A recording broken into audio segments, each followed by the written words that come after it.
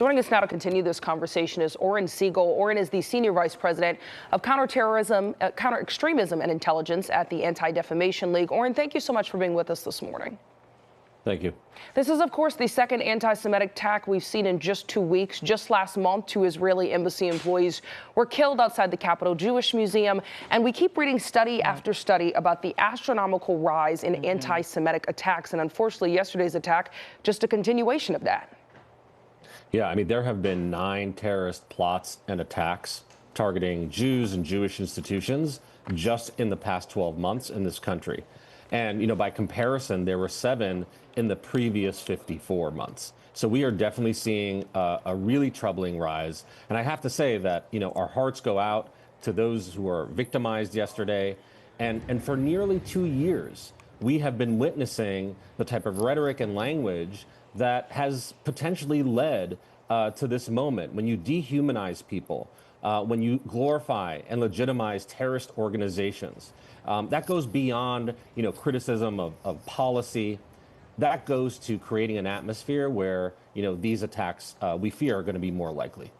Yeah, well, this attack caught on that cell phone video, and we obviously saw some of the horrific attacks unfold right there. But so what are the next steps, though, besides that video that law enforcement are taking to try and determine this man's motive, digging into his past? Yeah, I mean, law enforcement is going to conduct what we presume will be a thorough investigation to try to identify, you know, why this happened and what they can do.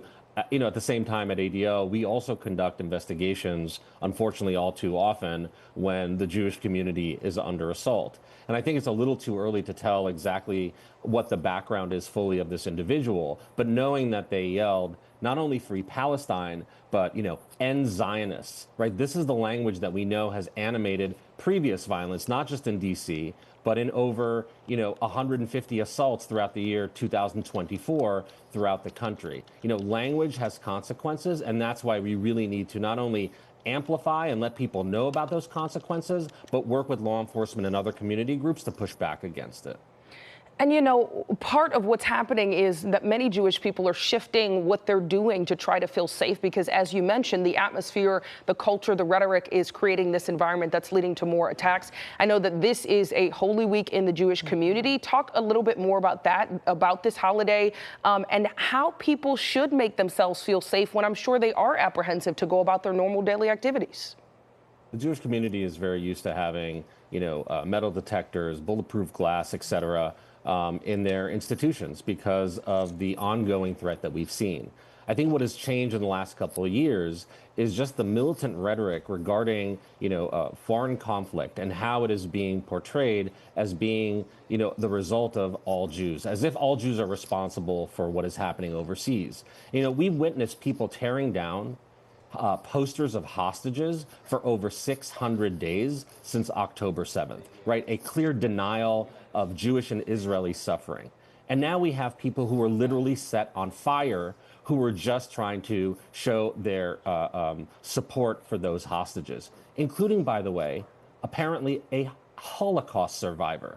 You know, there are consequences, horrific consequences to this rhetoric, and that's why we need to speak out against it and show people that it is not acceptable. Well, Oren, you deal with this daily. What do you say to anyone who's a victim of a hate crime?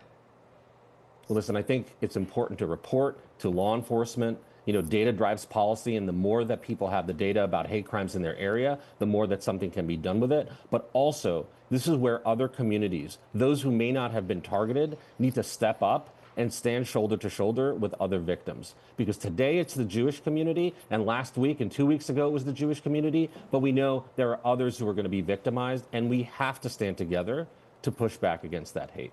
Yeah, Oren, we are very sorry to see another horrible attack like this, but we appreciate you joining us this morning. Thank you.